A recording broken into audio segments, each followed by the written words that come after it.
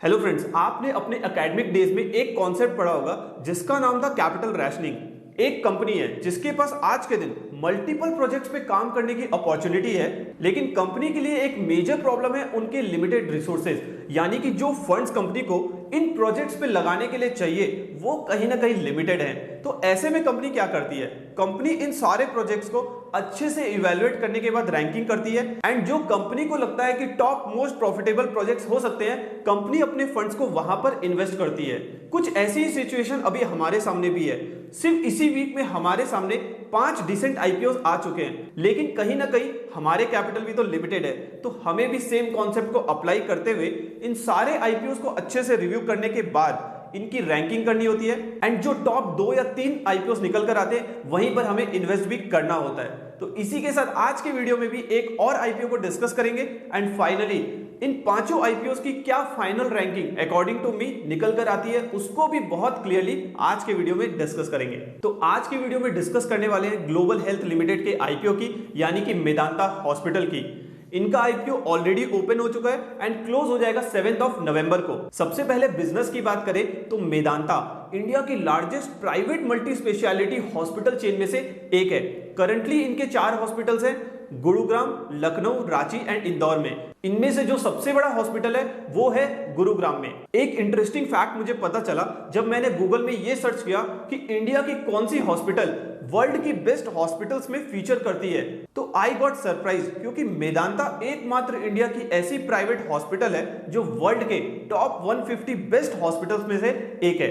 India में भी जब टॉप हॉस्पिटल्स की लिस्ट को देखते हैं तो एम्स के बाद जो सेकंड रैंक पर है वो है मेदांता। तो ओवरऑल बिजनेस एंड कंपनी की क्वालिटी के पर्सपेक्टिव से कोई भी डाउट आज के दिन नहीं है। चलिए अब इस आईपीओ को 3 पैरामीटर्स पे रिव्यू कर लेते हैं। कंपनी का फाइनेंशियल ट्रैक रिकॉर्ड कैसा रहा है, इस आईपीओ को लाने के पीछे का ऑब्जेक्टिव क्या है, इशू का साइज क्या है एंड मोस्ट इंपॉर्टेंटली किस वैल्यूएशन पर कंपनी इस आईपीओ को लेकर आ रही है।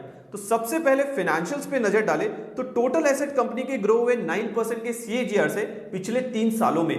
रेवेन्यू ग्रो हुआ 20% के सीएजीआर से। मार्च 2020 में कंपनी का रेवेन्यू था 1544 करोड़ का। 2021 में इनके रेवेन्यू में थोड़ा सा डिप देखने को मिला, लेकिन नेक्स्ट ईयर एक अच्छी खासी रिकवरी यहां पर देखने को मिली। कंपनी ने रजिस्टर किया 2200 करोड़ का रेवेन्यू। कंपनी के प्रॉफिट आफ्टर टैक्स ग्रो हुए 132% के सीएजीआर से।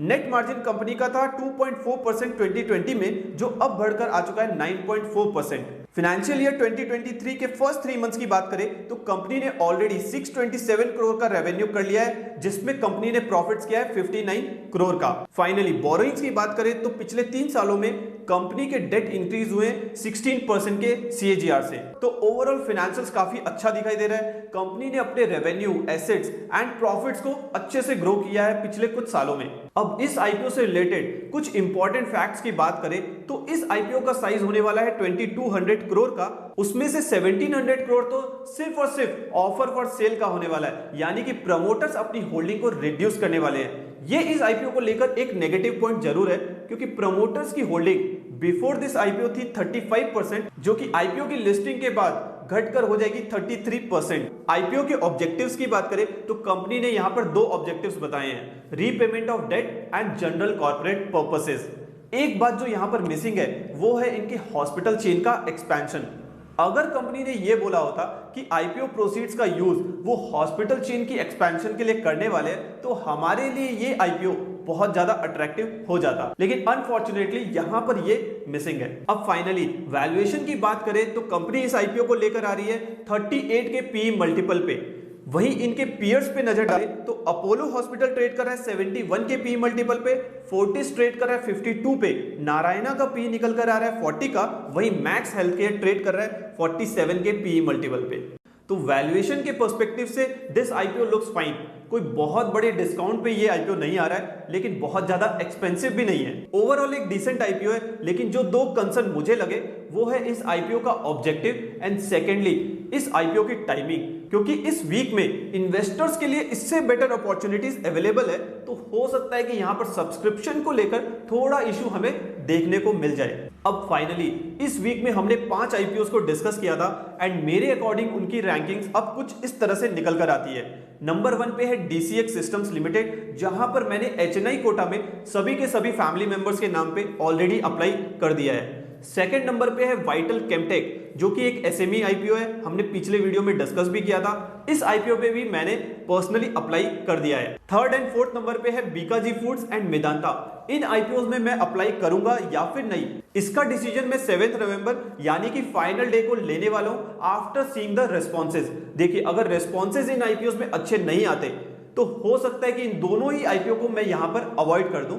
इसका रीजन बहुत सिंपल है और हमने डिटेल में डिस्कस भी किया है। बीकाजी फूड्स की वैल्यूएशन बहुत एक्सपेंसिव है एंड मेदांता, जहां पे मुझे टाइमिंग का एक बहुत बड़ा इशू लग रहा है, लेकिन मेरा जो भी फाइनल डिसीजन होगा वो आपको मंडे को टेलीग्राम चैनल पे मिल जाएगा। फाइनली फिफ्थ नंबर पे है फ्यूजन माइक्रो फाइनेंस। एटलीस्ट यहां पर तो कोई भी कंफ्यूजन नहीं है, इस IPO को तो मैं डेफिनेटली अवॉइड कर रहा हूं। आपका इन सभी IPOs को लेकर क्या डिसीजन बनता है कमेंट करके बता सकते हैं। अगर वीडियो आज का पसंद आया तो जरूर से लाइक कर देना। जल्दी मिलेंगे नेक्स्ट वीडियो में, तब तक के लिए happy learning and take care.